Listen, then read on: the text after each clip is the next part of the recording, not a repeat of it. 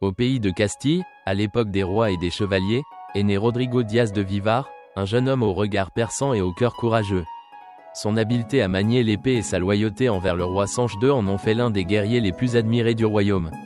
Cependant, après la mort de Sancho et l'accession au trône de son frère Alfonso VI, une série d'intrigues de palais vont changer la fortune de Rodrigo.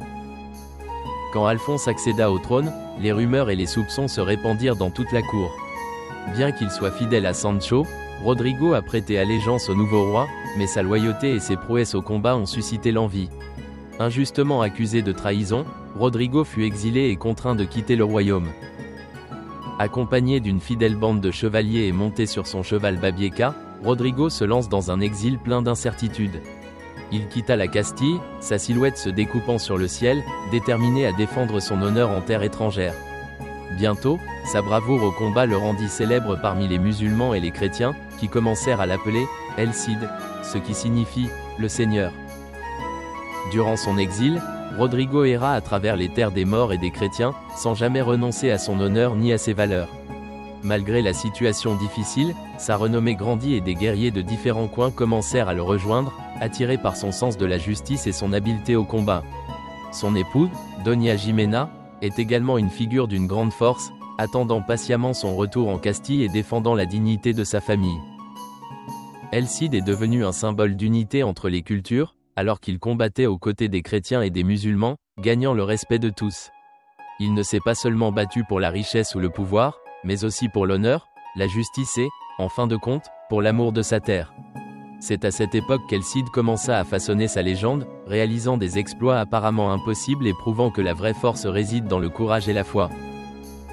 Finalement, après de nombreux affrontements et aventures, le destin l'a amené à Valence, l'une des villes les plus riches et les plus désirables de la péninsule.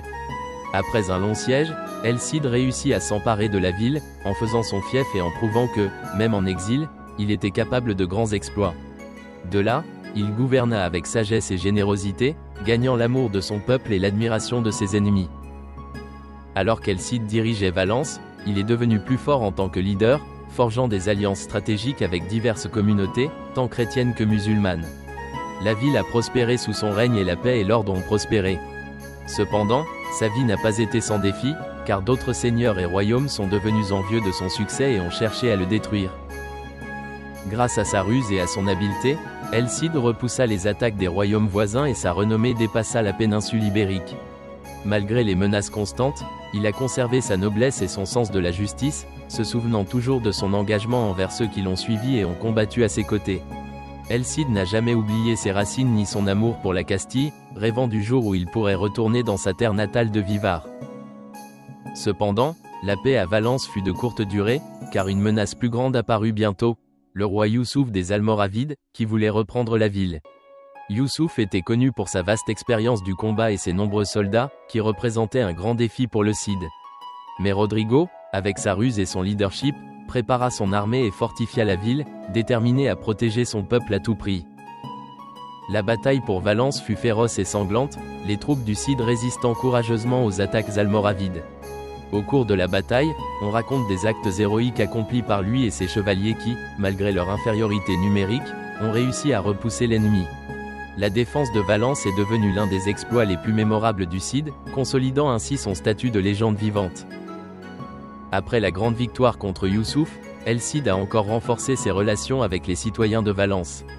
Il a gouverné avec justice et a toujours maintenu une attitude ouverte envers les différentes croyances et cultures de ses sujets, permettant une coexistence pacifique entre chrétiens et musulmans.